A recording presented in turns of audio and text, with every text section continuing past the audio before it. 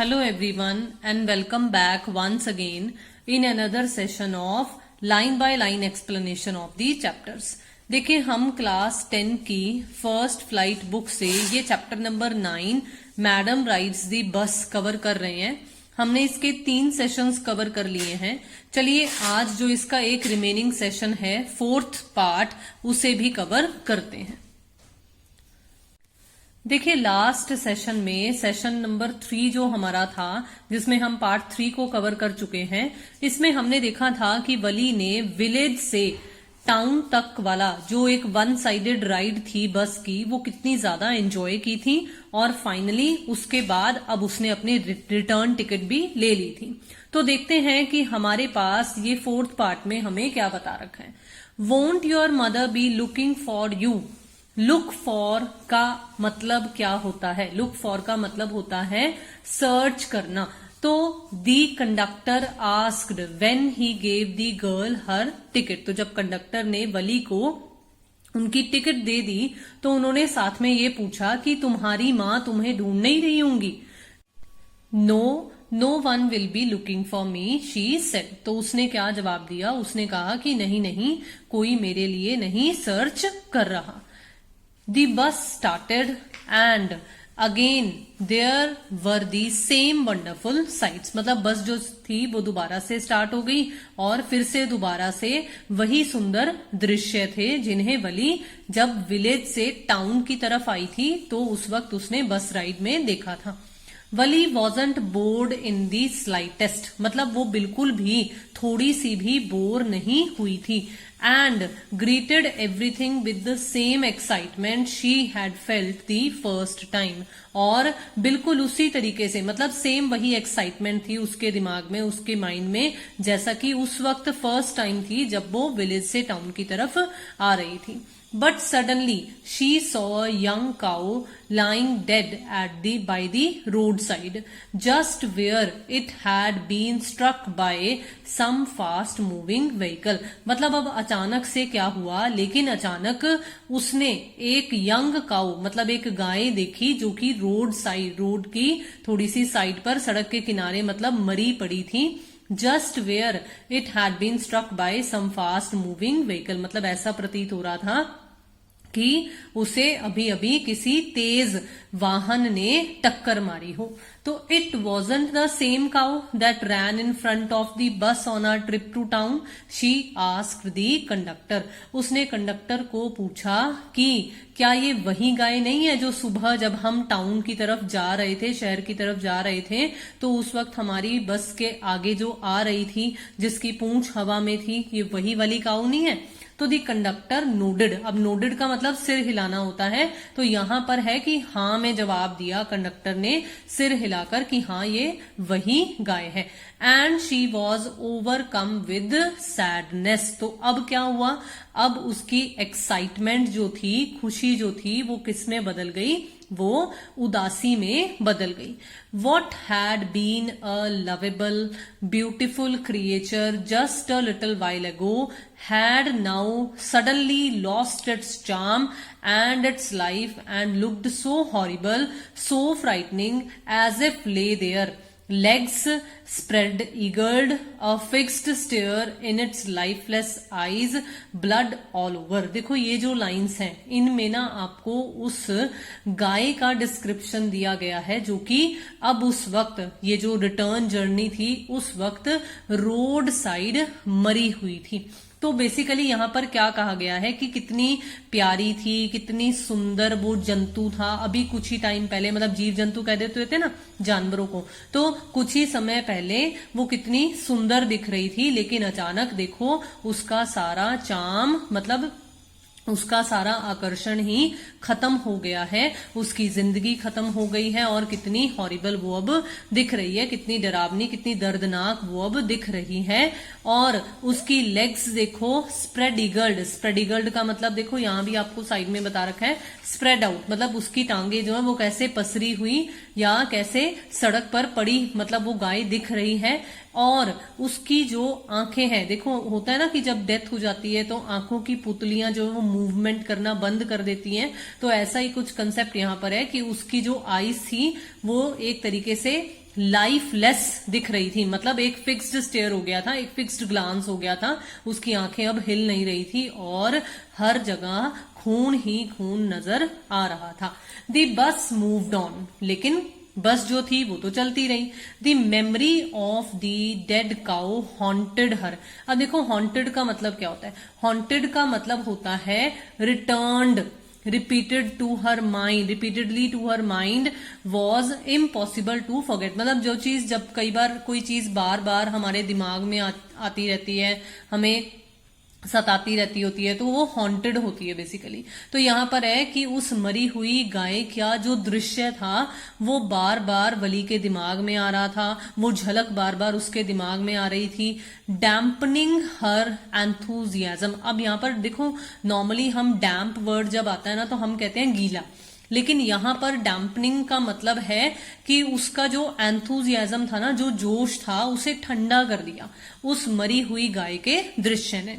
She no longer wanted to look out the window. अब पहले तो वो सीट के ऊपर भी खड़ी होकर बाहर विंडो से देख रही थी कि बाहर क्या है क्या नहीं, लेकिन अब वो और ज्यादा खिड़की के बाहर नहीं देखना चाहती थी। शी सैट दस, और इसलिए वो बैठ गई। Glued to her seat. अब ग्लू का मतलब क्या होता है, गम होता है ना, चिपकने के लिए यूज किया जाता होता है, जिसका जैसे फेविकॉल होता है। तो ग्लूड टू हर सीट, तो अब वो अपनी सीट से चिपक कर बैठ गई। Until the bus reached her village at 3:40। मतलब तब तक बैठी रही जब तक कि उसकी गांव में उसकी जो बस थी वो 3:40 पर पहुंच नहीं गई। She stood up. अब क्या हुआ, वो खड़ी हुई।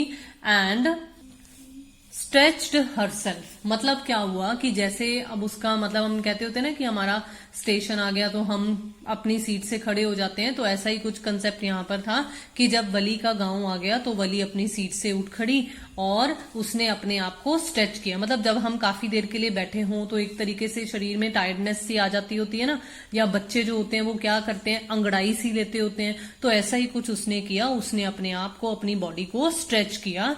And then she turned to the conductor and said, "Well, sir, I hope to see you again." ठीक है, तो उसने कंडक्टर की तरफ मुंह घुमाते हुए क्या कहा कि वेल सर, कि चलिए मैं उम्मीद करती हूं कि हम फिर से आगे मिलेंगे। ठीक है, फिर मिलेंगे मतलब। Okay madam, he answered her smiling. तो मुस्कुराते हुए कंडक्टर ने जवाब दिया, okay madam. Whenever you feel like a bus ride, तो जब भी आपका मन हो बस की सवारी करने का, come and join us। ठीक है, आ जाना, हमें ज्वाइन कर लेना। And don't forget to bring your fare, और अपना फेयर लेकर आना, किराया लेकर आना मत भूलना। She laughed and jumped down from the bus। तो वो मुस्कुराई, हंसी और कूदते हुए, छलांग लगाते हुए, जंप करते हुए बस से उतर गई। देन अवे शी वेंट, और फिर वो चल दी। रनिंग स्ट्रेट फॉर होम, मतलब भागती भागती घर गई। When she entered her house she found her mother awake. तो जैसे ही वो अपने घर में दाखिल हुई, उसने पाया कि उसकी जो मदर थी वो उठी थी, जगी हुई थी। And talking to one of Wally's aunts, the one from South Street. और वली की किसी आंट से, किसी चाची से या किसी आंटी से बातचीत कर रही थी। और वो कहाँ से आई हुई थी, वो साउथ स्ट्रीट से आई हुई थी। प्रॉपर नाउन है ना, एस बड़ा है, तो किसी जगह का नाम है कि वो साउथ स्ट्रीट में रहती थी और वो वली के घर उसकी ममा के साथ, मदर के साथ बातें करने आई हुई थी। This aunt was a real chatterbox. अब चैटर बॉक्स वर्ड जो है वो आपने एन फ्रैंक वाले लेसन में भी पढ़ा हुआ है। तो बेसिकली यहाँ क्या बताया गया है कि बहुत ही ज्यादा बातूनी थी। Never closing her mouth once she started talking. मतलब जब एक बार बातें करना शुरू कर देती थी तो उनका मुंह बंद ही नहीं होता था। And where have you been, said her aunt when Wally came in. तो जब वली अंदर दाखिल हुई घर में तो उसकी आंट ने पूछा कि तुम कहाँ थी।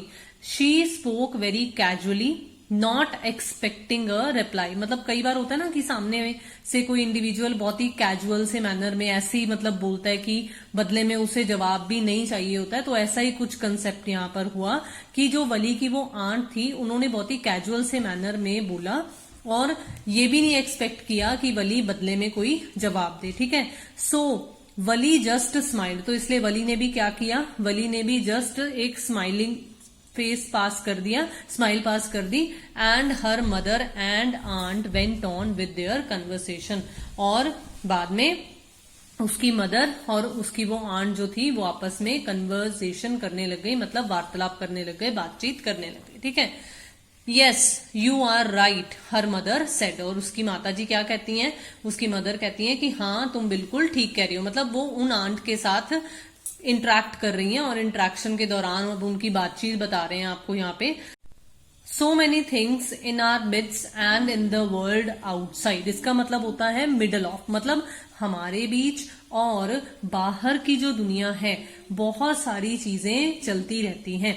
How can we possibly know about everything, तो हमें सब चीजों की जानकारी भी कैसे हो सकती है। And even when we do know about something we often can't understand it completely. Can we, तो अब वो क्या बातें कर रही हैं, वो कह रही हैं कि अगर हमें पता भी हो किसी चीज के बारे में भी तो क्या हम उसे पूर्ण तौर से कंप्लीटली, क्या हम उसे पूरा प्रॉपरली कंप्लीटली समझ भी सकते हैं। कैन वी, क्या हम समझ सकते हैं।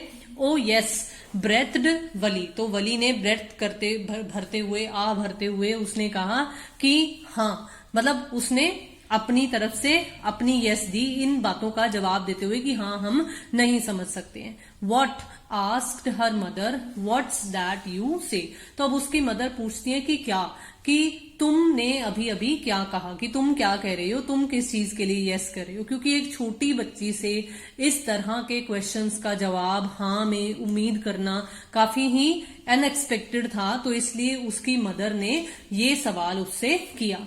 Oh, said Wali, I was just agreeing with what you said about things happening without our knowledge. तो वली ने फिर से एक्सप्लेन करते हुए उसने क्या कहा कि मैं तो सिर्फ जो आप बात कर रहे हो उसमें अपना एग्रीमेंट शो करते हुए, मतलब अपनी हामी, अपना साथ देते हुए ये कह रही हूं कि हाँ कई बार कुछ चीजें ऐसी हो जाती हैं जिनके बारे में हमें नॉलेज नहीं होती है।